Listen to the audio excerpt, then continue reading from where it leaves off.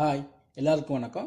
இந்த வீடியோ நான் எதுக்காக போடுறேன் அப்படின்னா, நான் படித்து தெரிஞ்சுக்கிட்ட ஒரு விஷயத்த உங்ககிட்ட ஷேர் பண்ணணும் அப்படிங்கிற ஒரே காரணத்துக்காக தான் இந்த வீடியோவை நான் போட்டிருக்கேன். தலைப்பை பார்த்ததும் கண்டிப்பாக உங்களுக்கு ஷாக்காக இருந்திருக்கும். ஸோ இந்த வீடியோவை முழுசாக பாருங்கள். அப்படின்னா தான் நான் சொல்ல போகிற விஷயம் உங்களுக்கு முழுசாக புரியும். வீடியோக்குள்ளே போகிறதுக்கு முன்னாடி நீங்கள் இன்னும் நம்ம சேனலை சப்ஸ்கிரைப் பண்ணலை அப்படின்னா மறக்காமல் சப்ஸ்கிரைப் பண்ணிவிடுங்க.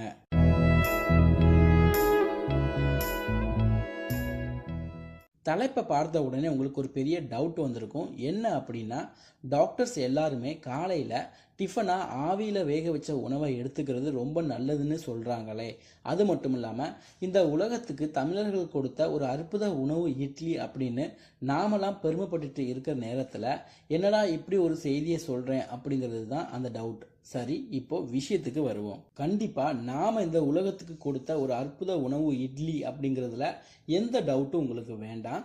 அதே சமயத்துல டாக்டர் சொல்றதும் 100% சரிதான்.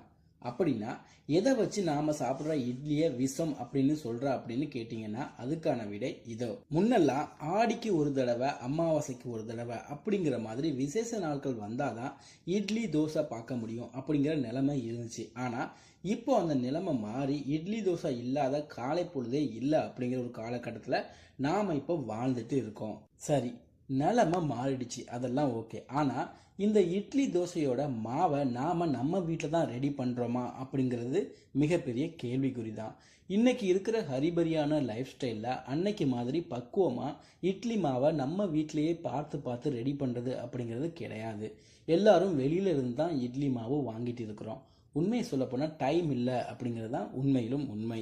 அதன் காரணமாக என்ன ஆச்சு அப்படின்னு பார்த்தீங்கன்னா, இட்லி மாவு வியாபாரம் அப்படிங்கிறது இன்னைக்கு தேதியில் கொடி கட்டி பறக்கிற தொழில்களில் ஒன்று. சின்ன பெட்டி கடையில் ஆரம்பித்து சூப்பர் மார்க்கெட் வரைக்கும் சர்வசாதாரணமாக கிடைக்கிற இந்த இட்லி மாவு பேக்கெட்டுகள் தான் நான் சொன்ன விஷம்.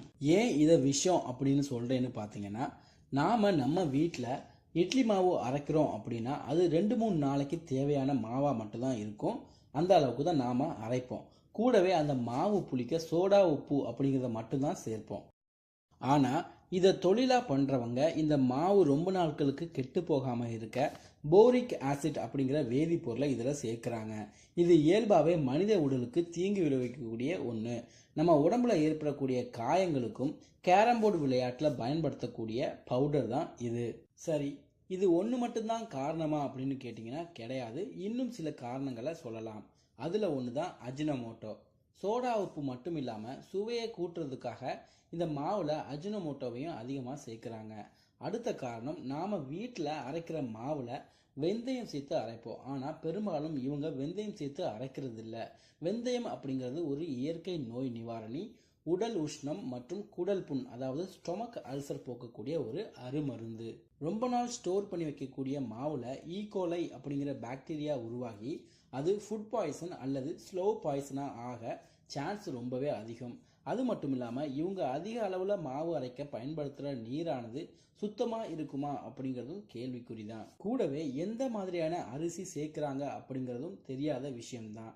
இதெல்லாம் கேட்டதுக்கு அப்புறமா அப்படின்னா எல்லா மாவுகளுமே விஷமானதா அப்படின்னு கேட்டிங்கன்னா கண்டிப்பாக கிடையாது.